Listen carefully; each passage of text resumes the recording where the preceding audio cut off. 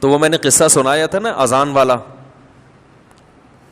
وہ اذان والا میں نے واقعہ سنایا تھا نا, اس سے پتہ چلتا ہے کہ بیوقوف دنیا میں ہول سیل کے حساب سے موجود رہتے ہیں. میں نے یہ واقعہ بیان میں سنایا. اچھا, جن کا واقعہ ہے نا وہ آج مجھے فجر میں ملے, انہوں نے کہا مفتی صاحب آپ نے آدھا سنایا آدھا چھوڑ دیا.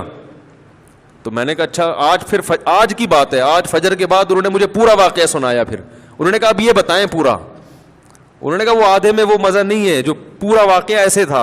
انہوں نے کہیں نیٹ پہ سنا نا یہ واقعہ, وہ انہی کا قصہ ہے. انہوں نے پھر مجھے پورا واقعہ سنایا. بہت سے لوگ ہیں جن کو یہ واقعے کا پتہ نہیں ہے, تو یہ واقعہ اس پر کہ بیوقوف دنیا میں ہول سیل کے حساب سے موجود رہیں گے. تو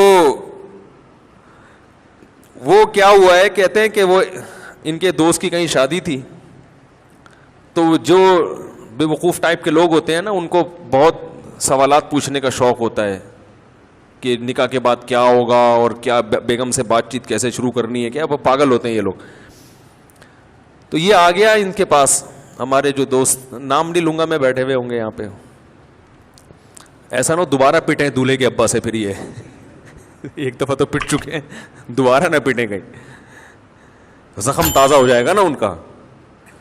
تو وہ دولہا جس کی شادی تھی, رخصتی تھی رات کو, وہ آیا ان کے پاس ایسے ہی پوچھنے پاچھنے کے لیے. تو انہوں نے بتایا کہ بھائی دیکھو, زوجہ کے پاس جانے سے پہلے اذان دینی ہے تم نے. اس کا فائدہ یہ ہوگا کہ نرینہ اولاد پیدا ہوگی صحت مند. میں نے تو صرف اتنا واقعہ سنایا تھا. انہوں نے کہا کہ پورا اس طرح ہے کہ اذان بھی کسی اونچی جگہ پہ کھڑے ہو کے دینی ہے. اذان کسی اونچی جگہ پہ کھڑے ہو کے دینی ہے, اور جب اذان شروع کر دو تو درمیان میں رکنا نہیں ہے. درمیان میں رک گئے معذور بچہ پیدا ہوگا. ٹھیک ہے نا. اب یہ جناب شروع ہو گیا, مذاق کیا تھا اس نے, مذاق کیا تھا, وہ سیریس ہو گیا. اب وہ دلہن بیٹھی ہوئی ہے, یہ ڈریسنگ ٹیبل پہ چڑھ گئے نا, اس سے زیادہ اونچی جگہ ان کو نظر نہیں آ رہی تھی. تو شکر ہے الماری پہ نہیں چڑھا. الماری پہ سے نہیں چڑھے کہ بھائی جب چڑھ جاتا الماری پہ تو کھڑے ہونے کی جگہ نہیں تھی. وہ بیوی کہتی کسی بندر سے میری شادی ہو گئی ہے. وہ ایک آدمی گیا نا نفسیاتی ڈاکٹر کے پاس کہ مجھے وہم ہو گیا کہ میں بندر تو نہیں ہوں. تو ڈاکٹر نے بولا پنکھے سے اترو گے تو میں علاج کروں گا نا اپنا, پنکھے سے تو نیچے اترو.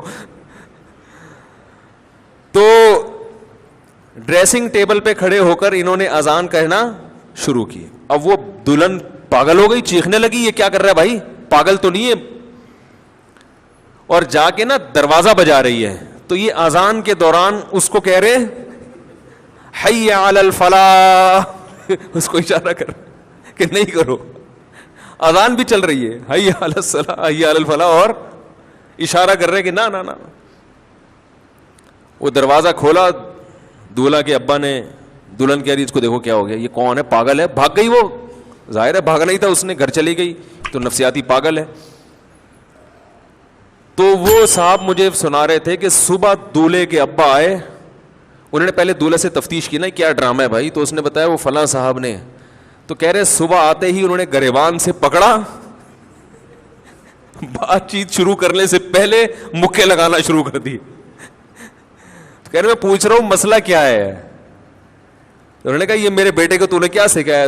کہتے ہیں میں نے کہا اس میں خود سینس نہیں ہے کہ جو سکھا دے آپ سیکھ لو گے کیا. کیا خیال ہے بھائی, یعنی کوئی بھی کچھ بھی کہہ دے تو آپ اس پہ عمل شروع کر دو گے, اس میں اتنی عقل نہیں ہے تو مکے تو اس کے لگاؤ جا کے. زمانہ ڈھل رہا